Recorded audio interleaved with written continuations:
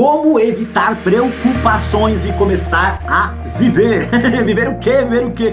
Viver por propósitos maiores sem ficar limitado por questões financeiras. Então, vamos lá. Mas antes, se você tá vendo do YouTube, deixa um like aqui, assim o YouTube consegue saber que esse conteúdo é relevante, distribui para ainda mais pessoas e coloca aqui também o teu comentário sobre esse conteúdo para eu saber o que você achou, se isso fez sentido para você. Então, bora lá! Quero falar sobre esse ganho de hoje, né? Esse ganho é um mix, né, de informações que eu quero traduzir em passos práticos para vocês aqui de forma bem sintetizada, né? Então, ontem participei de uma imersão, né? Na verdade, esse final de semana todo, não aqui eu realizo, mas de um mentor meu, e eu vi que a maioria das pessoas, elas deixam de viver, né, algo grande, algo que elas precisam realizar, algo que elas até desejam realizar, justamente por preocupações.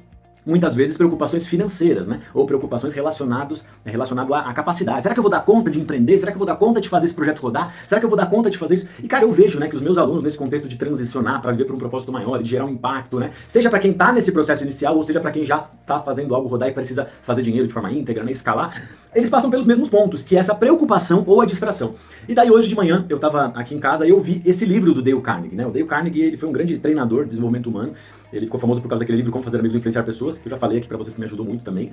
Só que tem esse outro livro, que é sobre como evitar preocupações e começar a viver. Daí eu inseri, né, esse viver por um propósito maior aí, e eu coloquei esse risquinho aqui, né, nessa arte de maneira nenhuma, denegrindo, foi uma brincadeira aqui, porque eu fiz vários treinamentos lá no Dale Carnegie, curto muito o trabalho deles. Mas eu quero trazer hoje já uma tradução, né, e uma aplicação voltado aqui pra realidade dos meus alunos, pra realidade do pessoal que eu mentoro, e talvez você que tá vivenciando essa etapa de, poxa, tô aqui talvez frustrado vivendo o que eu tô vivendo profissionalmente, ou não estou vivendo tudo que eu gostaria de viver, ou tem algo queimando aqui dentro de mim e eu não sei, cara, como sair desse looping de preocupação, dessas coisas que me impedem, né?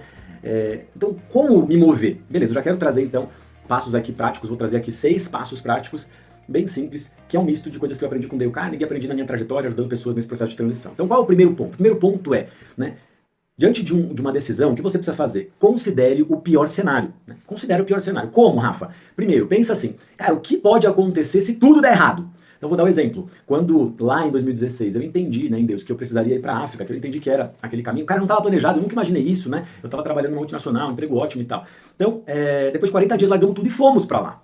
Sem saber uma palavra de inglês, sem saber o que a gente ia fazer, mas a gente deu esse passo. Cara, esse passo mudou toda a nossa jornada, né?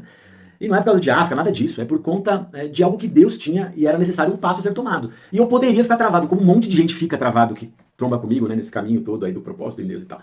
Só que o que eu aprendi, né, nesse livro, eu quero traduzir para vocês. Pensar no pior cenário é literalmente, cara, pensa. Né? Então no meu caso eu pensei, qual será o pior cenário? Cara, se eu for para lá, depois de um ano voltar pro Brasil, cara, o que pode acontecer?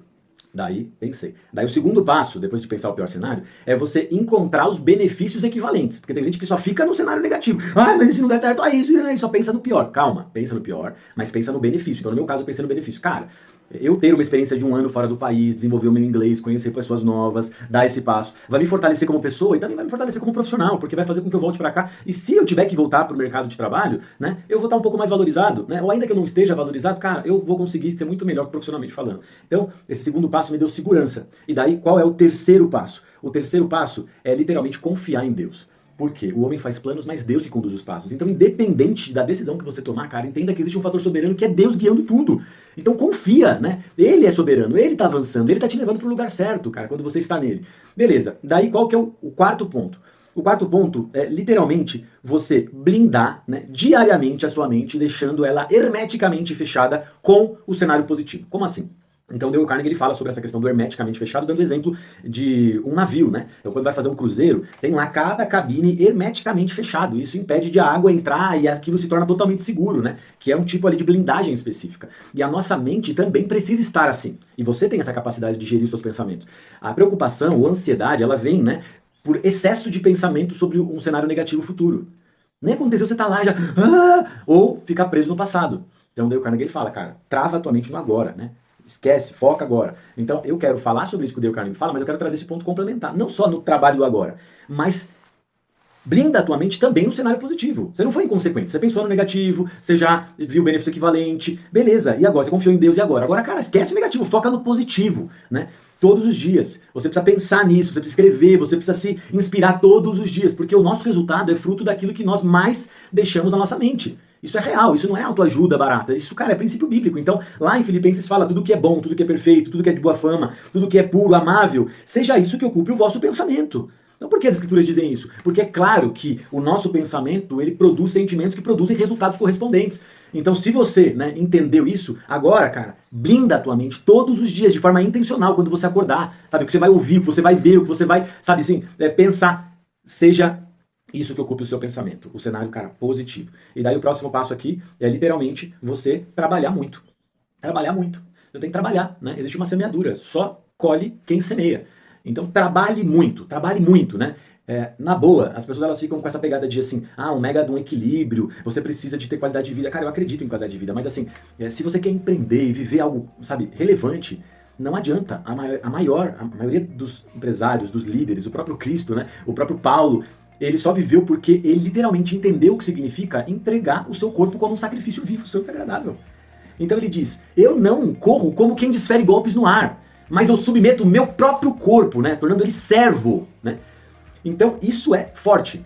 Você precisa trabalhar muito. Se durante um tempo da tua vida você precisa trabalhar mais do que os outros, cara, é isso, né? A vida de CLT muitas vezes é essa vida, de vai lá, trabalha das 9 às 18, bate cartão e ponto. Cara, mas a vida muitas vezes de empreender por um propósito é sim trabalhar quando as pessoas estão curtindo, é trabalhar de noite. Eu tenho feito muitas coisas nos meus finais de semana, empreendendo, porque é o horário que eu consigo fazer minhas imersões para os meus alunos, e cara, tá tudo bem. Muita gente não vai entender, mas não importa, você precisa trabalhar muito. Quem semeia, colhe. Isso é um princípio, cara, não é algo mágico, é simples. Então se você trabalhar, o trabalho devolve, sabe, retorna. E por último, eu quero dar uma dica extra aqui, que é trabalhe muito, mas não você. A graça de Deus em você. Então foi o que Paulo ele falou.